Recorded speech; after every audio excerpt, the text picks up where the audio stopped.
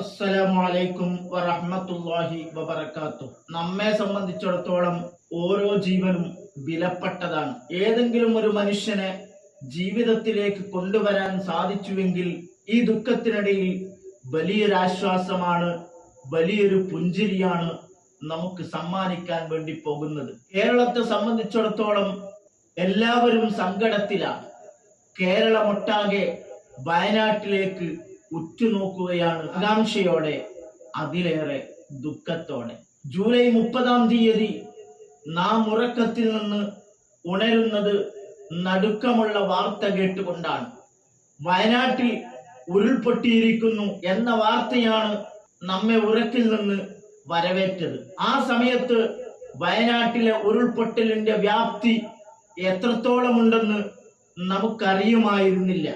ഏതോ ഒരു പ്രദേശത്ത് ചെറിയൊരു ഉരുൾപൊട്ടലുണ്ടായി, അത്രേ നാം കണക്കാക്കിയിട്ടുണ്ടായിരുന്നുള്ളൂ. അവിടുന്ന് അങ്ങോട്ട് ഓരോ നിമിഷം കഴിയും തോറും നാം സങ്കടത്തിലേക്ക് കൂപ്പുകുത്തുകയായിരുന്നു. മണിക്കൂറുകളോളം ചളിക്കുഴിയിൽ കഴുത്തറ്റം വരെ പൂണ്ടുകിടക്കുന്ന ഒരു യുവാവിനെ നാം കാണുന്നത്.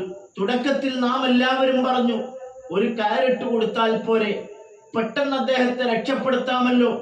കാരണം ദുരന്തത്തിന്റെ വ്യാപ്തി ആ സമയത്ത് നമുക്കറിയില്ലായിരുന്നു. അതുകൊണ്ടാണ് നമ്മളൊക്കെ അത്തരം കമന്റുകളിലേക്ക് പോയത്. പക്ഷേ രക്ഷാപ്രവർത്തനത്തിൽ ഏർപ്പെട്ടിരിക്കുന്നവർ ആ ദൗത്യവുമായി മുന്നോട്ട് പോയപ്പോഴാണ് നാം അതിന്റെ വ്യാപ്തി മനസ്സിലാക്കുന്നത്. ഒരു വിധേനെ അദ്ദേഹത്തെ രക്ഷപ്പെടുത്തിയ ആശ്വാസത്തിലിരിക്കുമ്പോഴാണ് നൂറുദ്ദീൻ എന്ന സഹോദരന്റെ നിലവിളിക്കുന്ന ശബ്ദം നമ്മുടെ കാതുകളിൽ, നമ്മുടെ വീടിന്റെ അകത്തളങ്ങളിൽ ഇരുന്ന് നാം കേൾക്കേണ്ടി വന്നത്. കരളലിയിപ്പിക്കുന്ന നിലവിളിയോടുകൂടിയാണ് ആ മനുഷ്യൻ ഞങ്ങളെ രക്ഷപ്പെടുത്തണേ എന്ന് നിലവിളിച്ചുകൊണ്ട് പറഞ്ഞത്. ആ സഹോദരനെ രക്ഷപ്പെടുത്തണമെന്ന് മാത്രമല്ല പറഞ്ഞത്, അദ്ദേഹത്തിന്റെ കൂടെയുള്ളവരെ രക്ഷപ്പെടുത്താനാണ് അദ്ദേഹം പറഞ്ഞിട്ടുള്ളത്. അദ്ദേഹം ഇന്നലെ റിപ്പോർട്ടർ ചാനലിലൂടെ ഒരു അഭിമുഖത്തിൽ പറയുന്നത് കേട്ടു. ഒരു യുവാവ് നിലവിളിച്ചുകൊണ്ട് ഇദ്ദേഹത്തെ വിളിച്ചുവത്രേ, എന്നെ രക്ഷപ്പെടുത്തണേ ഇക്ക എന്ന നിലവിളിയോടെയുള്ള സംസാരമാണ് അദ്ദേഹം നമ്മളുമായി പങ്കുവച്ചത്. അദ്ദേഹം പറഞ്ഞു, നമ്മളെ രക്ഷപ്പെടുത്താൻ ആരെങ്കിലും വന്നാൽ നിന്നെ രക്ഷപ്പെടുത്തിയതിനു ശേഷമേ മറ്റാരെയും രക്ഷപ്പെടുത്തുകയുള്ളൂ എന്ന് അദ്ദേഹം വാക്കുകൊടുത്തു. അദ്ദേഹത്തെ രക്ഷപ്പെടുത്തിയ ആ സന്തോഷം പങ്കുവെച്ചുകൊണ്ട് അദ്ദേഹം കരയുകയാണ് ഉണ്ടായത്. അങ്ങനെ വയനാടിന്റെ ഓരോ മുക്കുമൂലകളിലും നാം ചെന്നെത്തുമ്പോൾ, അവിടെയുള്ളവരുടെ സംസാരം കേൾക്കുമ്പോൾ വിങ്ങിപ്പൊട്ടിക്കൊണ്ടല്ലാതെ, നെഞ്ചു പിടച്ചുകൊണ്ടല്ലാതെ നമുക്ക് കേൾക്കാൻ സാധ്യമല്ല.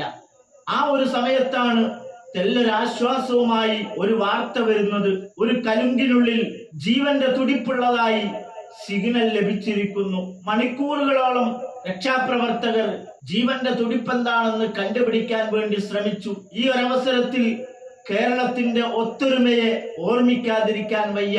മതം നോക്കാതെ, രാഷ്ട്രീയം നോക്കാതെ, ജാതിയോ വർണ്ണമോ വർഗമോ നോക്കാതെ ഏകോദര സഹോദരങ്ങളെ പോലെ രക്ഷാപ്രവർത്തനത്തിൽ ഏർപ്പെടുകയാണ്.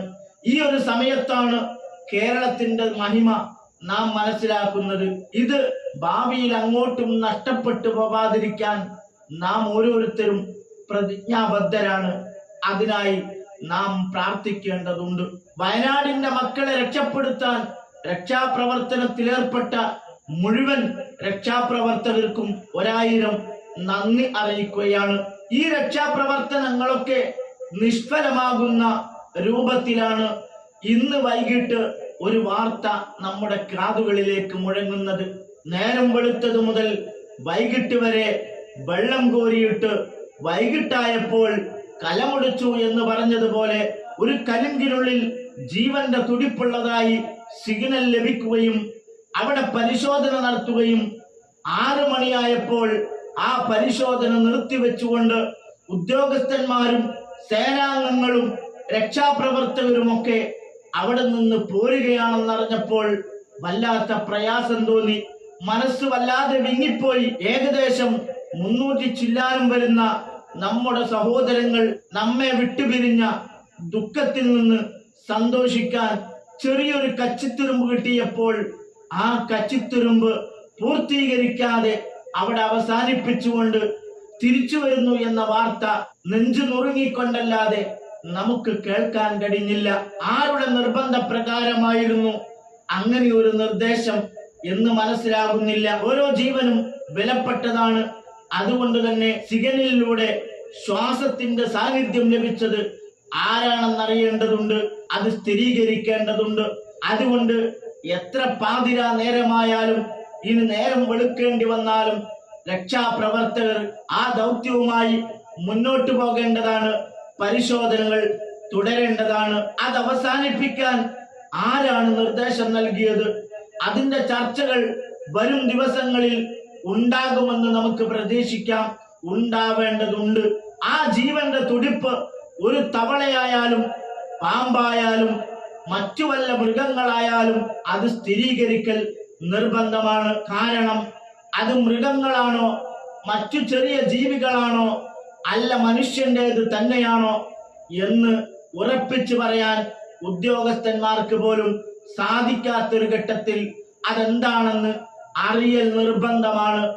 അതിൽ നിന്ന് ഒരിക്കലും നാം പിന്മാറരുതായിരുന്നു.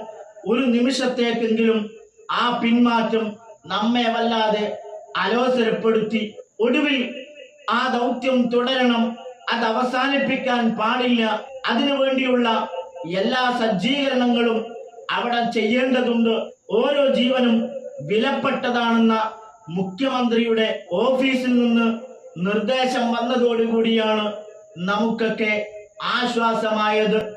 സന്ദർഭോചിതമായി നിശ്ചയദാർഢ്യത്തോടുകൂടി ബഹുമാന്യനായ മുഖ്യമന്ത്രി എടുത്ത ആ നടപടിയെ നമുക്ക് അഭിനന്ദിക്കാതിരിക്കാൻ കഴിയില്ല. മുഖ്യമന്ത്രിക്ക് ഒരു ബിഗ് സല്യൂട്ട് തന്നെ ഞാൻ അർപ്പിക്കുകയാണ്.